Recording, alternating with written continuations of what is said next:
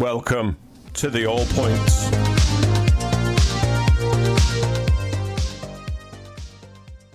Hello, and welcome to the Allpoints. Thank you for joining us in this new podcast endeavour. I'm your host, Jamie. Before I get on to my co-host, I'll tell you a little bit about myself. I have been in the hobby of wargaming, gaming, and the odd video game now for, well, all my life. I'm knocking on mid-40s. I might cut that bit out. And yeah, I play a lot of different types of games. The big two, Warhammer 40,000 and Warhammer Age of Sigmar. I also dabble in smaller skirmish games, and I enjoy games from people like Fantasy Flight and Atomic Mass Games, which I'm sure we'll come to talk about later on. I tend to be quite competitive in my gaming. I like to play competitive Age of Sigmar, and before the pandemic that shall not be named took place, I used to play in events regularly around the country, and you know, I tend to not get above fourth, but that was getting better, and then it suddenly stopped.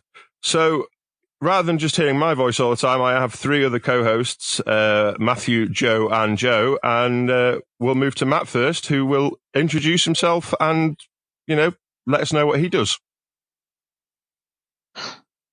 Good evening. I'm Matt.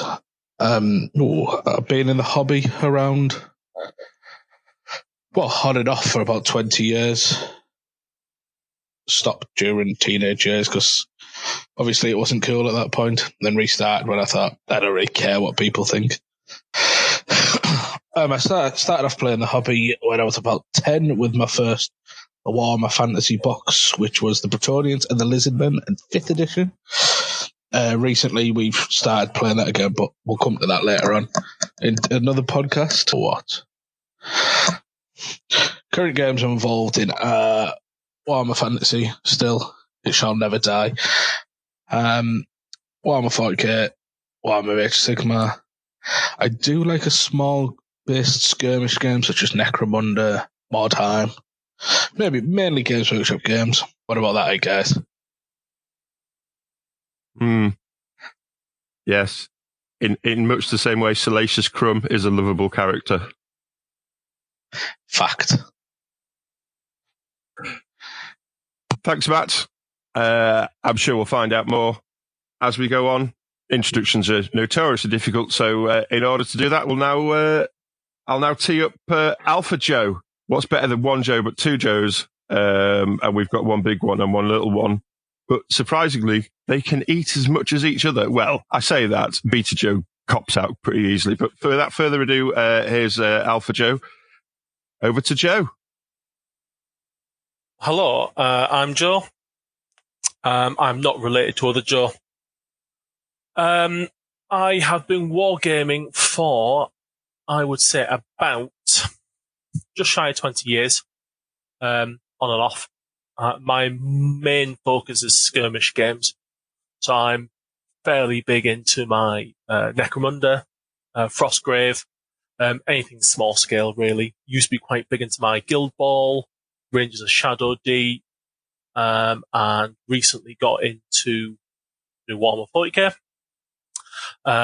as well as a little bit of Adeptus Titanicus, and also getting into Atomic Mass Games, Marvel Crisis Protocol, as I have in front of me a massive superhero-based plastic. Yeah, that's me. Awesome. Thanks, Joe. And now on to Beta Joe, the baby of the group. Let him introduce himself. He'll try and use smaller words than the rest of us because he doesn't know that many. So over to you, Joe. Good evening, chaps. How we doing? My name's also Joe, and I'm afraid one of the co-hosts has already lied to you. Other Joe said that we're not related, but I was actually spawned from his body after he ate one too many Parmo pizza pies, and I suddenly grew. I am a fair bit younger than the other guys on the podcast, and that also means that I've been in the hobby a lot less time, only sort of picking up in the last couple of years. Really sort of getting into different games, though, since I moved up to the area I'm in now and met all of these other lovely guys. Particular games I play, I'm quite into 40k, especially with the latest edition that just came out. Got a small Adeptus Titanicus army. I've just started a new Warhammer Fantasy army. And alongside Joe, I've also picked up Marvel Crisis Protocol, which I'm really looking forward to getting into after having a really good demo game last week. But my absolute favourite game is Star Wars Armada by Fantasy Flight Games, which I played a hell of a lot of and been to quite a few tournaments for. And it's just the best game that exists out there. Thanks, Joe. So, while this is a new podcast, we're still being quite fluid with how we're going to structure it. And we don't want to just dribble at you down the microphone, although, 4 grown men have just done that for the past 10 minutes. But we're going to go into our first section of the week, and that's just a quick look at what gaming news has hit us this week. And we're going to talk about, first, Peter Joe's favourite subject, Armada. But not Star Wars Armada. Kings of War Armada, which is a new game announced this week from Mantic Games. And surprisingly, it's going direct to retail. It's not going through their normal channel of Kickstarter. So you'll be able to buy this as soon as it hits retailer shelves. Matt, what do you think? What do you like what you've seen so far? Do you like how they're going? What route they've decided to go down? What's your first impressions? Oh, first impressions of Mantic. Let's see, look, Mantic. They either make some brilliant, better figures than Games Workshop, or they make worse figures. Mantic Zombies were brilliant. Mantic, I don't know, I think they were called Men, were terrible. But these boats, these ships, they almost look exactly like, that's a terrible word. They almost look like Dreadfleet ships. And to me, they're all resin compared to, what was that game that's just come out? The High Seas one, Jeremy? Black Seas. Black Seas. Was that the naval one? Yeah. Yeah. So it almost looks like Black Seas, but the one problem about Black Seas is it uses the Black Seas rule set. Well, yeah, that's a good thing. But the models for Black Seas look brilliant, but they were so fiddly with all the sails and all the rigging and everything. Whereas these models just have the rigging built in. And they just Do you think they look as good as the Dreadfleet models?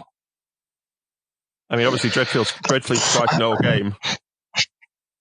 Well, what we've seen what looks like some sort of Imperial Navy, some orcs and some dwarfs, I think. Some sort of dwarfs.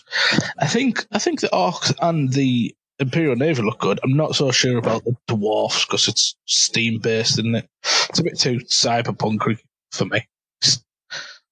Yeah, you see, I really like the cyberpunk aesthetic. I mean, I like my Age of Sigmar, Cities of Sigmar armies, kind of that cyberpunk aesthetic, and I quite like them. Well, this is true, but I don't know. They'll be easy to paint, I suppose. There won't be the fiddly bits of getting in between the sails and whatnot, and it'll be just quick spray with silver. But I like the more archy sort of rustic things. I'm looking forward to be able to paint the ships as a wanna, like you say, because certainly it was very difficult to put together some of the Black Sea stuff. Whether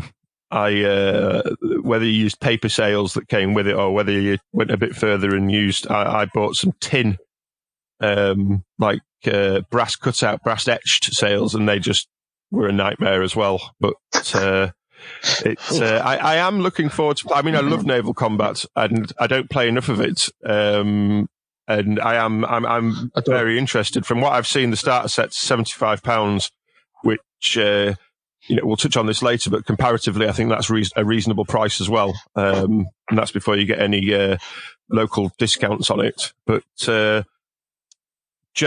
Beta Joe, what do you think? I mean, you're a big Armada lover, so you should just love this off the bat, yeah? I'm a big fan of fleet-based games. Obviously, it is a rubbish imitation of the ultimate fleet-based game that exists out there. But I'm not too knowledgeable about Mantic themselves. I haven't played any of their games before. But just looking at, I've done a bit of research into the game, and it looks pretty cool. I'm just like the starter set. Looks like it comes with a really good variety of ships. In particular, some of the orc designs look absolutely fantastic. proper like orky ships, whereas I think usually they can tend to look a little bit boring. They just had a few spikes on. With these, they've actually decided to change the look a bit, which is nice. But looking forward to hopefully getting a game in of it when it comes out, which is quite soon actually. It comes out in November. I'm liking the look of it, definitely. I could do with another sort of naval combat game. Especially one where you can actually paint the ships, because as I'm sure you guys are aware, Armada all comes pre-painted. So it'd be quite cool to have the opportunity to style it up a little bit. I suppose that's why Star Wars Armada attracts the younger player like yourself, because it's, more of toys than models. Yeah, exactly. If you go to an Armada tournament, it's also described as a daycare. There's just 3-year-olds running everywhere. It's not really a proper game. Certainly not a historical game. Thanks, No, Joe. not at all. What do you think, Joseph? Alpha Joe? What do you think, the big man? I don't know. I think bringing a starter set out that has 4 ships in, 2 from each faction in resin as well. It's just I don't want big chunks of resin anymore. I don't think there's many people that want big chunks of resin that they might have to wash or done. I don't know. It's not even the original game system as well, which is, I don't want to say lazy, but it might not be the most innovative thing that they could have done. I don't know if Black Sea. I've not played the Black Sea system, so I don't know if it's particularly good. But I thought it might have been nice for them to at least have done their own rule set. I don't know. I mean, it's two medium-sized companies in Nottingham working together, which is quite nice. And the Black Seas rule set is pretty good, and I quite like the idea of putting another layer on top of an existing game. I think that's quite cool. But like you say, if you're not and the resin thing, I think that lets them turn it around quite quickly, because they can obviously cast that themselves and get that out the door quick. But and it's a low buy-in for them.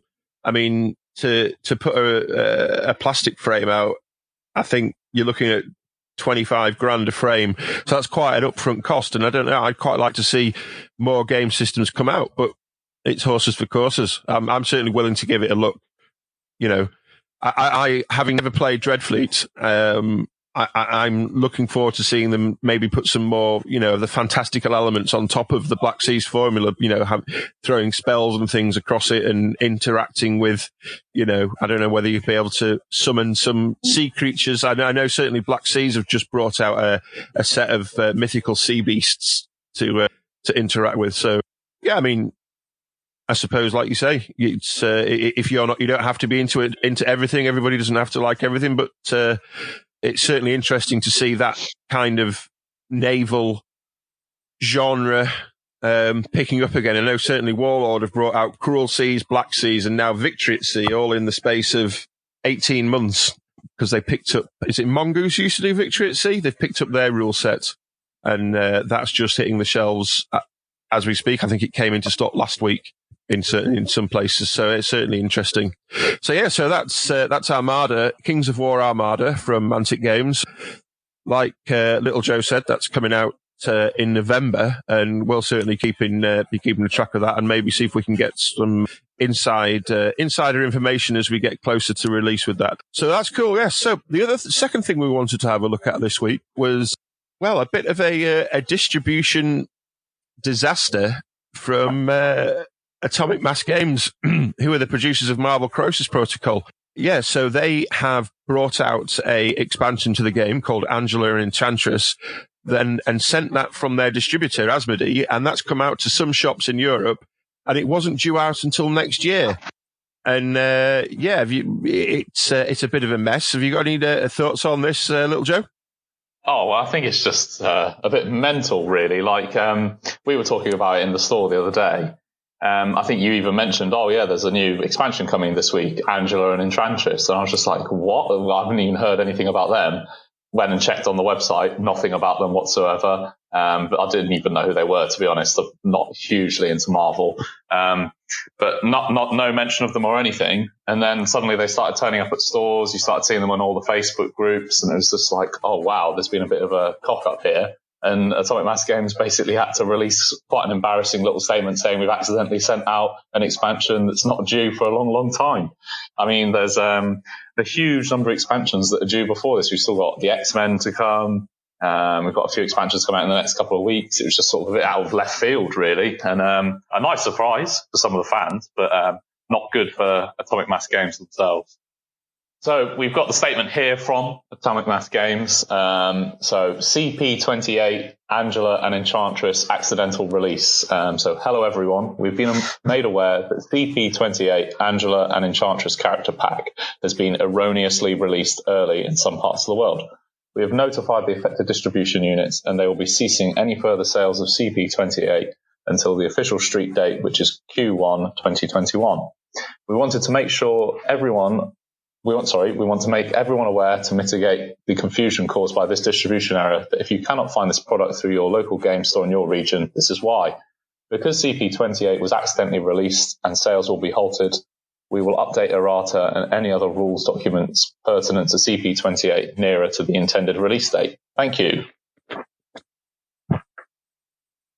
Which is quite interesting, actually, especially the last line saying they won't update any errata and rules documents until closer to the release date. So if there's anything wrong with these characters that makes them a bit broken, you're kind of going to be free to completely take advantage until the first sort of quarter of 2021. I suppose that puts things back into the ball of any TOs for any tournaments that will be organised if they're too powerful. I mean, if it was me, I would just blanket ban them.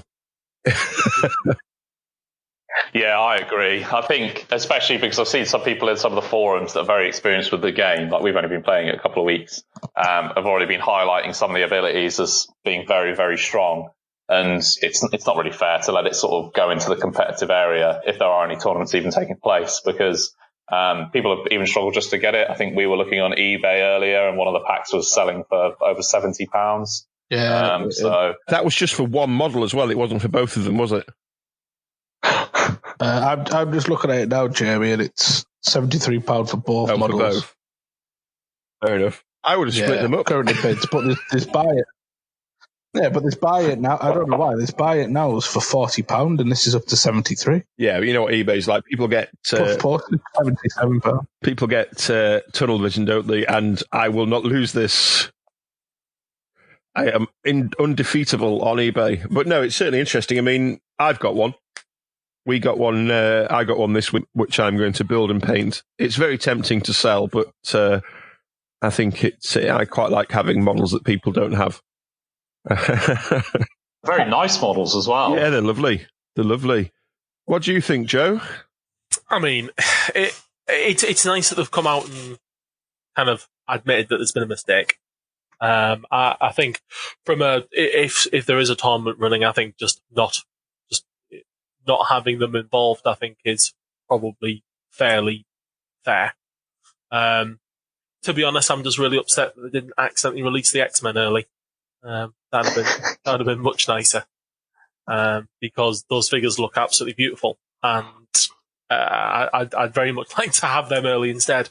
But yeah, it's like I said, they've made a mistake, and they've held their hands up and said, you know, we're not going to be looking at balancing them or changing anything about them until they're out, which I think is pretty fair. Yeah, it is. Considering that Atomic Mass are owned by Asmodee, who distributed them, I think what's also an interesting insight into what kind of stocks people have and when they have them from a distribution perspective. So if these were due out in the new year, they're sitting in warehouses already. That's an interesting insight. They're not now. Well, no, they're not now. They're sitting on my painting table. That's not all of them, by the way. I just think it's funny how it is two very sort of C-tier characters that I think if you said those names and asked people to guess where they're from, most people would not guess Marvel. Well, certainly with Enchantress, because obviously Enchantress was in Suicide Squad and was in the Suicide Squad film. Yeah, exactly. And that made me jump to that confused me when I first looked at it, because I immediately thought it was her, but obviously with her being DC. Is Angela not, were you not saying the other day, Joe, that Angela's from Spawn? Yeah, well, because again, I didn't really I hadn't really heard a whole lot about the characters. I did a little bit of Wikipedia-based research. And yeah, apparently she was originally in Spawn, and I believe that there was some sort of disagreement, or I believe that her rights were sold to Marvel. So she was brought into Marvel through probably some sort of long, crazy explanation. And she is, spoiler alert for anyone who doesn't know, she's the long lost sister of Thor. So she is one of the Odin Deuter, or whatever they call them. But yeah, which I think is fairly interesting. Deuter, I think, is Odin's daughter. Deuter is the name on the card. Yeah, that's the one, something like that. My Icelandic pronunciation of fantasy things isn't particularly great.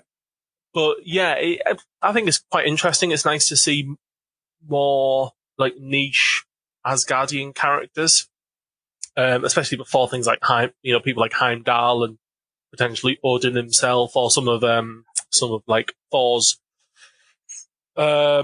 companions that are. But yes, so I think it's nice to see. These are probably the first two characters that I haven't immediately recognised who they are that have came out in Crisis Protocol. I think that's quite good. That's nice to see more niche characters, and that's true. I mean, I wouldn't have known the children of Thanos had they not been in the films for 5 minutes. But it's interesting. Children of Thanos. Children of Thanos, yeah.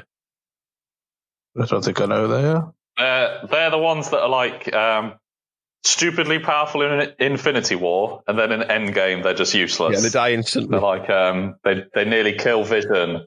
They nearly kill Vision in Infinity War. Is it Ebony Maw? Just gets blasted out into space. Black Dwarf. Proxima Midnight. Is that the name of the woman one? Yeah, that's the name of the one with the spear. Yeah. Yeah, I know you're about. Is it Ebony Maw that gets blasted out into space, alien style, at the start of? Yeah. And then just floats. Or Ebony Maw, or Ebony No More. See what I did there? That was like. Oh no, that was shocking. That was really bad. We could have a section on dad jokes. I could do that. I could monologue it. It'd be great. Or not. Fair enough. I don't know what I'd rather do. Yeah. So it's a good time to move on, I think, to our final news topic of this week. Well, it's not really a news topic; it's more of a reaction. I'm interested to hear people's reactions to the prices of the Lumineth Realm Lords. They've had their second release. Their Wave 2 release is hitting shelves on Saturday, and we've seen the troops. The Wardens being around, I think they're about 36 quid. Techless being £105 RRP. For £100 just to get your troops on the table for that army. Quite a jump from, say, the Ossiarch Bone Reapers, where you were getting 20 troops in a box for less money. I think £3 less it is. Are Games Workshop out of control? Are their prices out of control? What do you think? Well, let's start off. What size are the bases for these Wardens? Are they just 32 mil troops? Yes, for 32 mils. 10 in a box. So exactly the same as Ossiarch Bone Reapers infantry. No, they're 25. Are they on 25? Are they on 25? You're looking at Stormcaster and 40s, aren't they? Fire Says are on 32s. Dryads are on 32s. Witch elves. I mean, these are priced comparatively to a Well, I box of guess witch a good elves. way is, and yeah, like compare them maybe to some Idoneth Deepkin, who are also elves. Like for a box of 10 Namarti Thralls, who are on the same size base and I'd say same level of detail, they're £6.50 cheaper. Yeah, this is true. Big jump. This is true, but I just think it's just jumped in a way that it makes, unless you're getting the retail, you buy them in pre-order and you're getting your 25% off. It's a bit hard just to go in the store and say, I'm going to spend £36.50 on a box. And when you need 3, whereas if you're playing 2,000 points, you need 3 boxes. I mean, that's over 100 quid, as you said. But I think there's more of the mental aptitude there of if you're going in the shop with 40 quid and you're going to buy a box which is £36.50, you're thinking, hold on a minute, I've only got £3.50 change. You know, you've got nothing in change. You probably can't even buy a pint in most places with that. I've got a pint, but not if you're going somewhere and it's £32.50, no, well, I did say pint, not pint. But yeah, but if you could drink a pint of contrast paint, Jamie, I'd pay to see that. If you're going somewhere with 32 and it's £32.50, you think, hang on a minute, I've got £7.50 change here. That's a decent amount. That, yeah. I think it's just more of the mental mind of things. But going over that £5, that £35 is a big step. Yeah, I know what you mean. You're kind of cutting out the rest of that £10 you get in that £30 bracket. Yeah, I mean, it's like going off the £100. Yeah, I think the issue is certainly with troops. I mean, when you have a big centerpiece model for your army, I'm not too.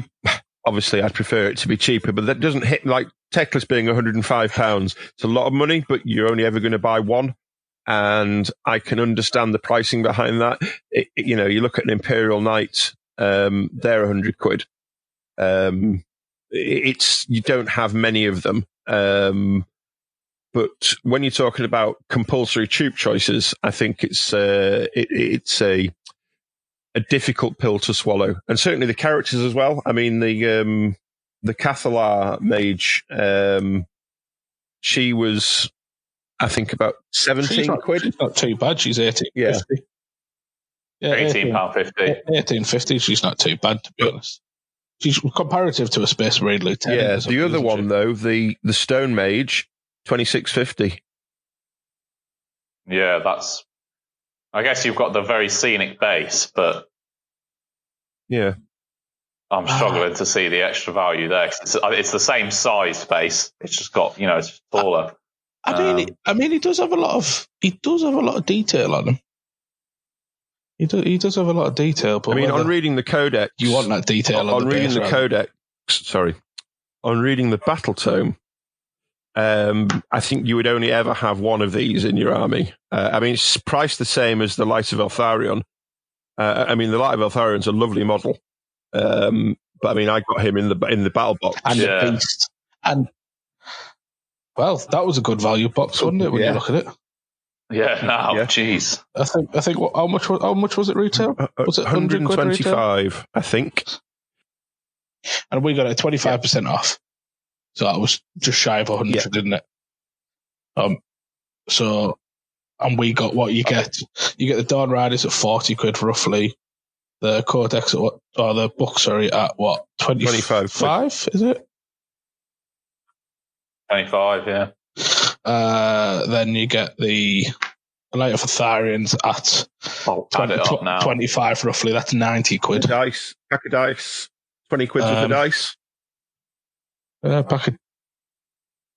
you get dice, you get the little widgets and stuff like that, and then of course you get the Wardens as well, which are 36. So if you look at it retail, it's probably about 180 quid. Yeah, cracking deal. Yeah, getting up there. If you want all that stuff in your army, it was a limited edition. It was, as well, wasn't it? Yes, it was, but I think there's a load of them floated around because quite a lot of the community bought more than one because they wanted to throw straight in there. And would you rather have the Lumineth Realm Lords dice from the battle box or the Lumineth Realm Lords dice that were available to buy? Neither. the most important part about that was were available to buy. They're no longer available. Out of stock, which surprises me. Yes, well, I think a lot of people have probably done what I've done, which is I've bought them to be wound tokens rather than dice themselves. Yeah, I mean, I've done some rolling practice with them to try and get the best way to make them roll. I think you have to kind of spill them out of your hand so they hit the ground and roll like a barrel would roll, as opposed to dice, because they kind of just skid. They're a bit like, those Death Guard dice that just skid and don't roll. No, my lovely those. Yeah, they're horrific. Saying that, Games Workshop have put a lot of dice out like that. Like my White Scar dice also are square edges. So they do slide at times. The new Legion dice are very nice. 412 ones. They're lovely. Lovely 412 ones. Yeah, I've got a pack of them. But we digress. We digress away from Luminous Realm Lords. Do you think, the next AOS army that's going to hit the shelves is going to be the Sons of Behemat, the Gargants, and I fully expect those kits to be £105. I also suspect that they might diversify those kits. That when they announced that there was heroes that could be used as mercenaries for 8 different alliances, I think we might see hero boxes, like a couple of boxes that can build one specific type of Gargants, of Mega Gargant, and a hero. A little bit like, you've got an extra sprue in for Scarbrand in his box. Or the Keeper of Secrets in Shalaxi. That's the same kit, sprue, though. But I think that because it's either going to be that or you're just going to get one box which can build everything, which I think might be a little bit too much value for Games Workshop. Well, the Keeper's a new kit, and you can build everything from that one. But the Sons of Behemat, army release is going to be one box, because they're not going to. Well, I don't know, but I'm assuming that they're not going to rebox Aelguzla Gargants to be, what's the name of the new Gargant that they've brought? I can't remember its name, but they're essentially Aelguzla Gargants, which are the battle line, according to the General's Handbook this year. But, all these price rises, certainly, there was a Bloomberg article, I think it was this week or last week, which showed that Games Workshop were more valuable than Marks and Spencer, and their stock was rising in value quicker than Tesla, which is eye-opening considering. I think one of the things that's what I heard, I don't know if it's true, is they have no debt. They have no corporate debt or anything. So that's amazing for a business. Absolutely. Yeah, you're bang on. They've got. I'm pretty certain they've got no debt whatsoever. So any actual profit they do make gets put straight back into investment as well. Like getting to test out all these new different areas, like making TV shows, making new animated series. It's really good to see, to be honest. Surprising. One of those things where you're very unexpected, but it's absolutely smashing it. Speaking of more investment into new things, did anyone watch the trailer last night for, I think, is it Battle System? New VR game. Yeah, it looks really interesting. Yeah. I think it's exclusive to Oculus, and I've got an Oculus Quest, so I'm hoping that it'll be compatible with that one. But it looks really cool. Me personally, I've never played any VR games, but I might give it a go. Who doesn't want to shoot Xenos with a bulb? I haven't actually seen the trailer yet. I need to give that a watch. Yeah, it looks really cool. It depends what you like with VR. Some people are quite sensitive to it, and can be quite. My wife, she's very sensitive to it, and she gets very motion sick from it. From certainly from a lot of games. They're quite nauseating. Because it's to do with the refresh rate and how quick the refresh rate in each eye is. So some of the lower end headsets, certainly like PSVR, she struggles with. But with the Quest, it's not too bad because it's a little bit more powerful. But it certainly looks interesting. I certainly want to have a go of it. and it might be a good placeholder until I can get down to Nottingham again, because I want to have a go with that 40k escape room as well. I don't know if you've seen that. Yes, that look good. I wonder if they've got licensing from. They must have licensing. Well, they'll have a licensing income. I mean, have you ever tried any escape rooms, Joe? No, I've not done any escape rooms. My sister has done some in Leeds, I believe. This was all pre-lockdown cost. But yeah, she loved the ones that she's done. So yeah, it's something that I'd be very tempted to do next time I was down Warhammer World for a bit of a Warhammer experience day. Maybe go down, have a bit of breakfast, do an escape room, then have a wander around Warhammer World. Plus the little story, the little blurb they've released about what happens, how the situation unfurls that you are forced to escape a knackered, leaking spaceship. I'd definitely give it a go. Maybe we should, as a team, Allpoints, go and see how long we survive until we're all absolutely eaten by demons. Sounds good. I certainly miss Warhammer World. We need lockdown to be lifted and Nurgle's blessings to be gone, so we can return to Warhammer World, and I can return to competitions and winning ways and being victorious and fantastic and all those great things. You said that you never come before. I mean, fourth to like top 5. That's like winning almost. It's not podium, though, is it? Hey, mate, I've been one victory point. It's like when you think of the Olympics, you never think, I've been one victory point off the podiums twice, and it's just sickening, absolutely sickening. I mean, it's nice. It's nice to know when there's like 100 people in the room and you've come fourth. It's good, but it's not third. And that's not second, which of course that isn't first. But at least you get a trophy when you get third. There you go. What can you say? I detect just the hint of salt. It's not salt. It's just I could have done better. Could have done better and will be better next time. It'll all be good. So I guess that brings us to the end of our section on news. Lots of things talked about. If anybody wants us to look at a particular thing next week, do drop us a message on Twitter at Allpoints TV, and we'll certainly look at that and get it in. The next proto section for this week is what I like to call what you've been plating, which is a mixture of playing and painting, not cooking. We're all busy. We'll find time to show off our stuff and talk about what we've done. I mean, I like talking about everything I've done. It's one of my favourite hobbies. So we'll go. What have you been playing with then, Alpha Joe? What have you been doing this week? Mostly this week. Well, as I said in my intro, I'm currently staring at an absolute ton of Marvel Crisis Protocol plastic.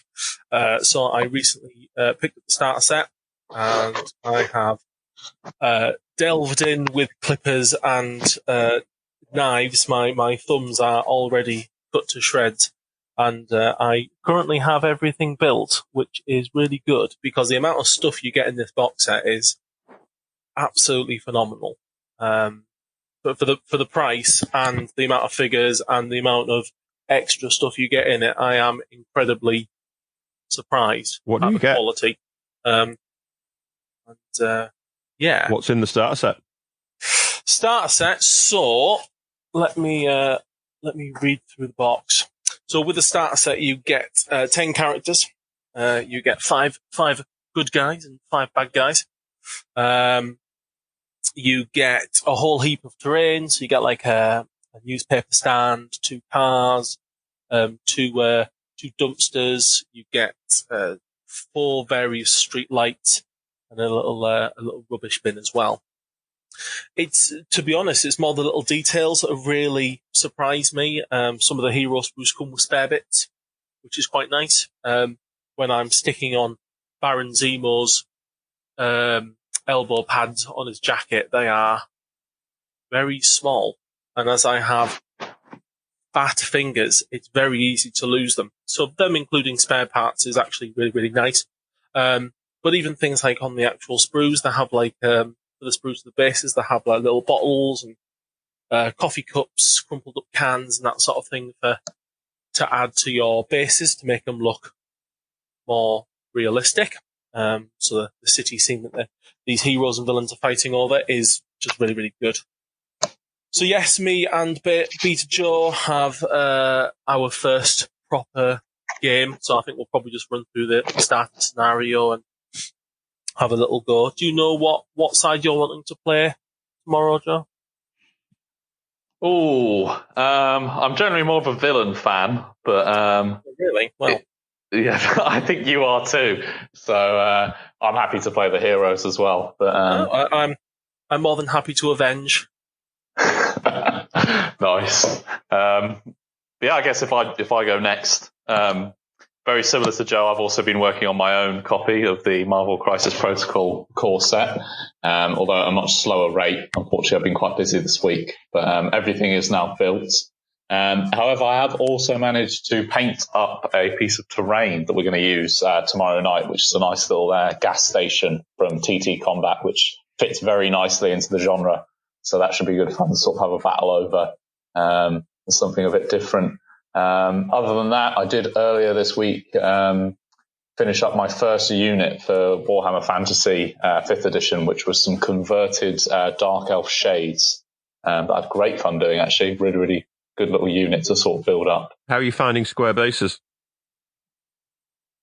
I love it. It's the original way games were meant to be played. And as much as I do like some of the skirmish games, and I think when you want to play sort of massed battles, the square bases just work better. There's nothing quite like sort of sitting behind fully regimented armies, sort of squaring off against each other. And I can't wait to sort of get my first 1,000 points all built and ready, so I can start getting into a few games of that.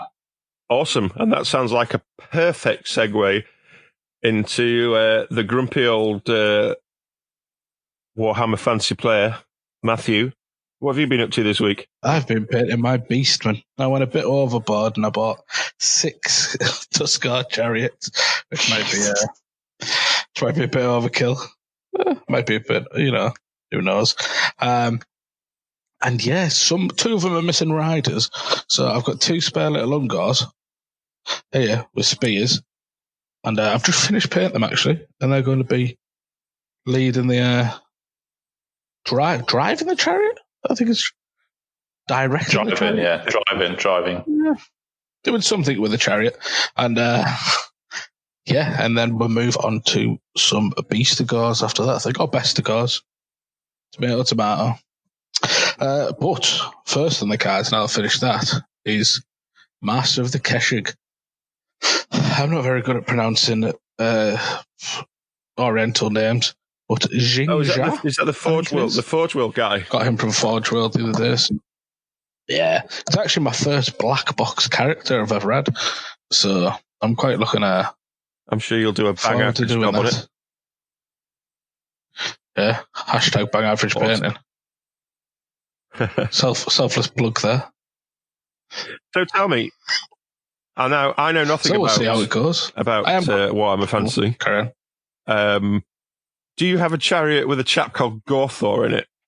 You see, look at that. I do have a chap called. I just know Gorthor and Gorthor Brown. And guess where the colour came from? Oh, yeah, no. Gorthor Brown. But.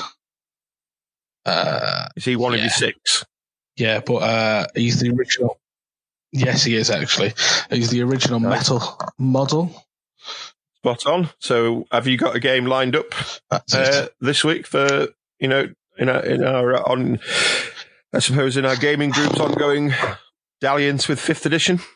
I've got nearly all the 5th edition rulebooks, barring Skaven, which might even be 4th edition. And we were just talking about Siege last night, and I've got to acquire a couple of Siege engines, a couple of towers. I'm going to give it away in the coming months. Yes, well, luckily, our local gaming store has the Warhammer Fantasy Castle. Awesome. It's upstairs in the racks. And what have you got in your gaming? Not a lot this week. I don't think I've picked a brush up. I've had a very busy week of doing nothing. I did open Venom from Crisis Protocol on Wednesday with the intention of building and painting him, but it didn't happen. I've also got a big pile of Luminous Realm Lords, which I have painted 2 of, which are quite a nice lemon scheme. But I think I might change the purple on it to red and make them proper light elves, but not from Hish. But I think I shall put them in the realm of fire.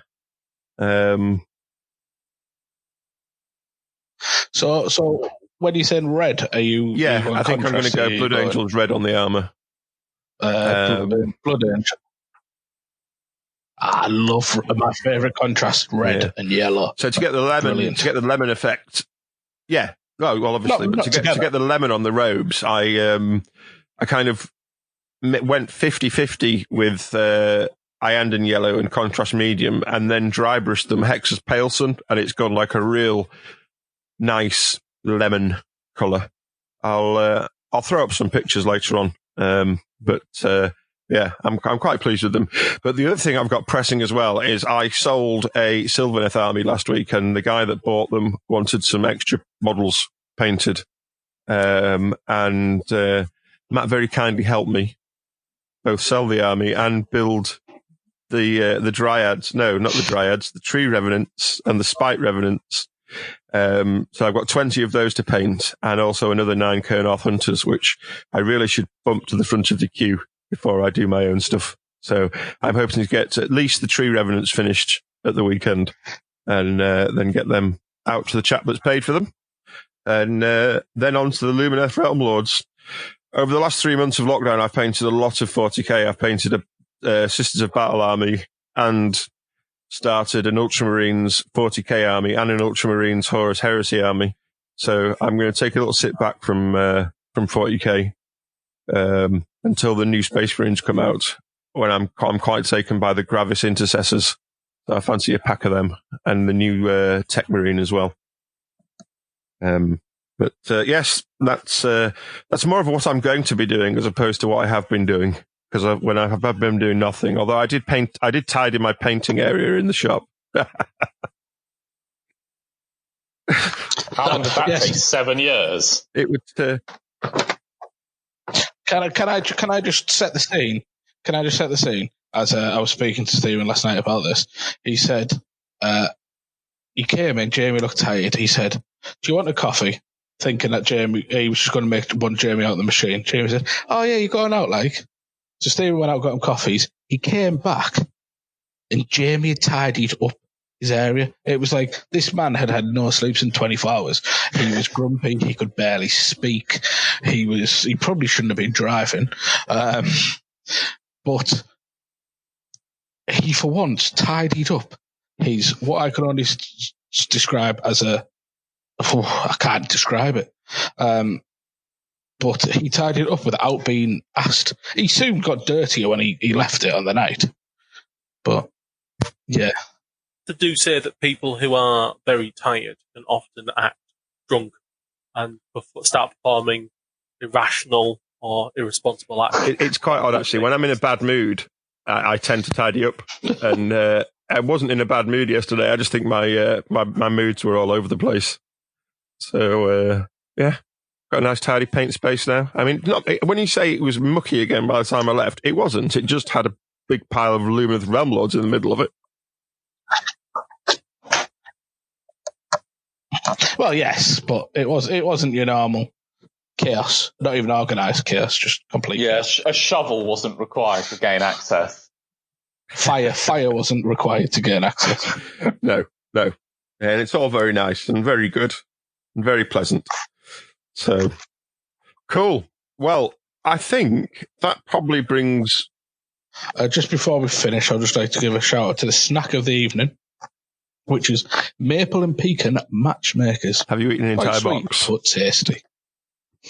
Only half tonight, the other half was last night. No. Cool.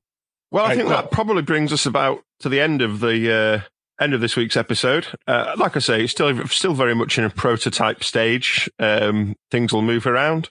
Things may change. We'll just have to see. But thank you to my three co-hosts, Matthew, Alpha Joe, and Beta Joe. And Matt, where can people find where can people find your work on the internet? Any projects I'm generally working on, I try and post. I don't do it as frequently as I can, but I try and post on my Instagram, which is Bang Average Painting. All one word. And Beta Joe? Likewise, probably on Instagram. I don't post there that often, but some entertaining stuff goes on there now and again. And you'll find me at Hazard Stripes. BOIS or BOYS or BOYZ? Come on, Jamie. Of course, it's BOIS. And the big man, Alpha Joe. Where can we see your dinner? Well, I think all the stuff I'm going to be working on, I'm going to post to the Allpoints Twitter. I'll tag in on that. I need to still set up a new Instagram. Super. And perhaps a Twitter feed. And my stuff you can find on Twitter at AllPointsTV and also on Instagram at AllPoints_TV.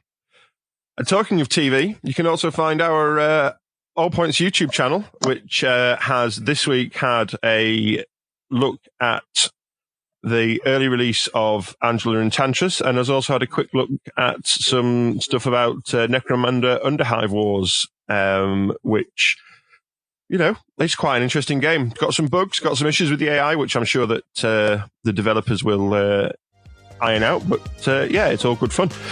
So, that brings us to the end of this week's episode. Thank you for listening, and we will speak to you next week.